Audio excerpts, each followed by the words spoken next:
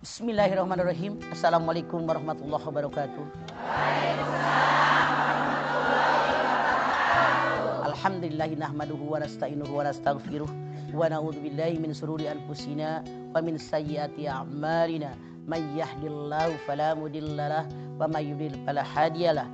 Asyhadu an la ilaha illallah wahdahu la syarikalah wa asyhadu anna Muhammadan abduhu wa rasuluh. Rebut suami orang yang namanya orang rumah tangga. Hampir semua orang yang rumah tangga menginginkan rumah tangga itu pernikahan hanya sekali seumur hidup. Ya, apanya? Tapi apa hendak dikata? Ini dunia. Tidak semua yang kita dambakan dikabul oleh Allah. Tidak semua yang kita inginkan itu terlaksana di hadapan kita. Dunia ini adalah ujian. Ini adalah cobaan. Yang suami waktu berpacaran bilang kita sehidup dan semati. Akhirnya gua yang hidup, lu yang mati. Istri yang bilang sama suaminya setia sampai datangnya kematian. Belum tentu apa benar-benar sampai datang kematian dia setia. Dalam perjalanan waktu, dalam kita mengarungi hidup dan kehidupan ini dunia selalu ada ujian. Ada musibah. Datang silih berganti termasuk maaf dalam tanda kutip. Rumah tangga yang tadinya aman-aman di luar dugaan. Ada percekcokan. Saya tanya Anda, siapa yang selama hidup tidak pernah berantem suami istri ngaco? Siapa yang pernah berantem? Saya. Siapa yang suka berantem? Saya. Siapa yang sering berantem? No. Siapa yang berantem mulu? No. Masalah selalu ada. Baik yang memulainya gara-gara dari suami, ataupun memulainya gara-gara dari istri, atau dari orang yang ketiga. Selama ini kita suka mendengar ada pil pria idaman lain. Ada will wanita idaman lain. Ini beda-beda. Apakah yang namanya pil, yang namanya will itu benar-benar mereka menggoda suami Anda, menggoda istri Anda? Kita lihat. Kalau orang yang berumah tangannya teguh pendirian, saya sudah punya suami, dia tidak akan ngegerayang kemana-mana. Kalau suami tadi yakin saya punya istri, itu pilihan saya. Dari awal saya suka dengan dia, tidak akan melukai perasaannya, tentu dia setia. Cuman sekali lagi yang namanya dunia, ujian, godaan, selalu setan menggoda manusia. Setan ketika orang sebelum menikah dia selalu birahinya digedein. Pegangannya dia udah ser. Pengen sekali berhubungan badan. Makanya kebanyakan orang sebelum menikah sudah ada yang berhubungan badan. Kenapa? Godaan setan yang kuat. Ternyata ketika orang sudah menikah pun tetap digoda setan. Dan setan yang memecahkan rumah tangga orang itu setan yang paling besar hadiahnya dari raja setan.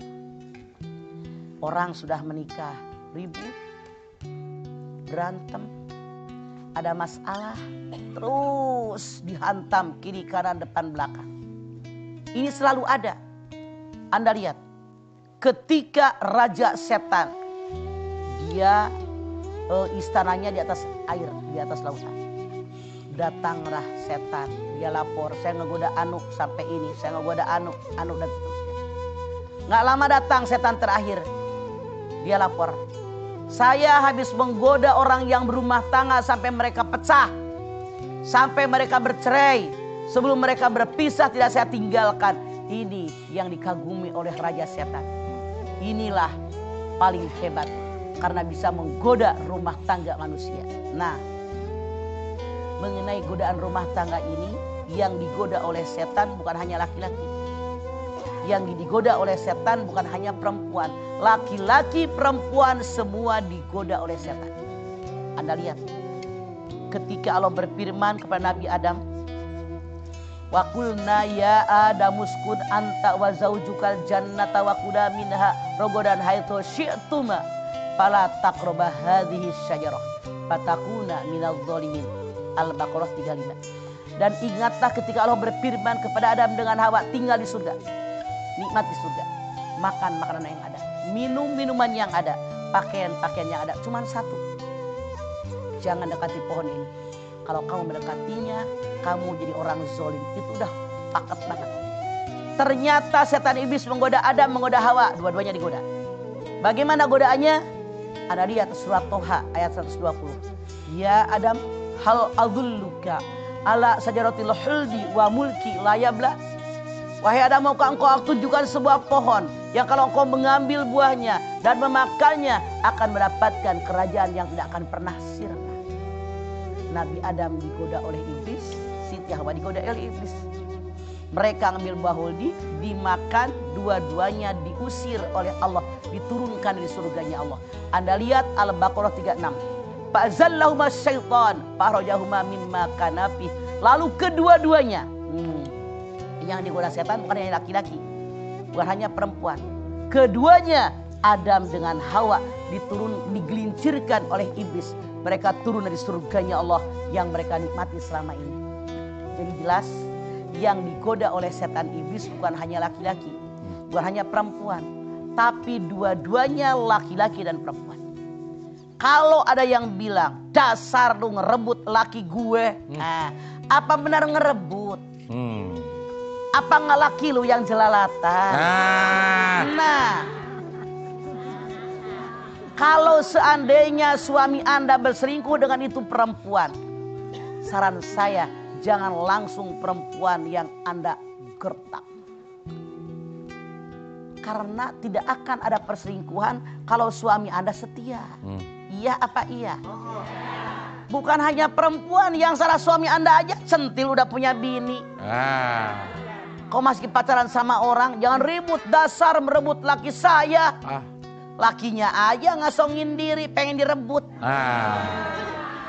Iya apa iya? Iya. Sebelum Anda ngelabrak orang, ngaca dulu. Sudahkah servis dengan suami saya sudah baik? Kalau suami pulang, muka sudah manis apa belum? Senyum Anda sudah mengembang apa belum? Dandanan Anda depan suami sudah rapih apa belum? Ini mah kadang-kadang pergi ke pasar ketemu tukang toge doang mah tahu dandan. Laki pulang nyuci jibrok lagi dari ska berarasi. Bagaimana suami akan tertarik dari si begitu? Maaf. Jadi prinsipnya dalam Islam jangan hanya menyalahkan orang, tapi berkaca apa yang sudah saya lakukan. Nyalahin orang mah gampang, ribut. Dasar tukang rebut suami orang. Nah ibu aja suaminya nggak dijagain, saya nggak diambil orang. Suami ibu hampir tertarik dengan perempuan lain. Kenapa ibu tidak berusaha jadi perempuan yang menarik buat suami ibu? Dulu bisa menarik kok. Kenapa dia tertarik dengan orang lain? Mungkin ibu maaf, mulut ibu kewat. Tahu ibu kewat? Judes. Mungkin servis ibu kurang. Mungkin ibu tidak suka dengan ibunya suami yang disebut mertua. Mungkin ada tidak suka dengan saudaranya suami yang disebut dengan ipar. Mungkin servis ranjangnya kurang. Banyak faktor yang menyebabkan kenapa suami pergi dengan perempuan lain. Cuman maaf dalam tanda kutip, seandainya semua yang saya sebutkan sudah Anda lakukan. Servis kepada suami, makanan, pakaian, penampilan, termasuk yang diranjang sudah semua Anda rapihin.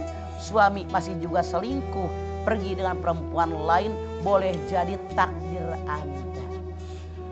Yang penting kita berusaha maksimal sesuai kemampuan yang ada, diiringi dengan doa. Hasil usaha itu hak prerogatif Allah. Kita ambil hikmahnya. Allah berfirman, wa asa an takrahu syai'an wa huwa khairul lakum wa asa an tuhibbu syai'an wa huwa syarrul lakum. Al-Baqarah 216. Sesuatu yang kamu benci boleh jadi baik buat kamu. Sesuatu yang kamu sangat menyukainya boleh jadi buruk buat kamu. Allah sangat tahu kebutuhan kalian. Kalian tidak tahu apapun. Kita ambil hikmah di balik musibah, karena tanpa musibah kita tidak akan naik harkat derajat kita di hadapan Allah. Insya Allah mudah-mudahan Walaupun maaf dalam tanda kutip, suami Anda sepertinya diambil oleh orang, direbut oleh orang lain. Mohon kepada Allah hikmah yang terbaik. Kita ambil pelajaran. Pelajaran itulah yang harus kita manfaatkan buat masa depan kita. Biar tidak terulang kembali insya Allah.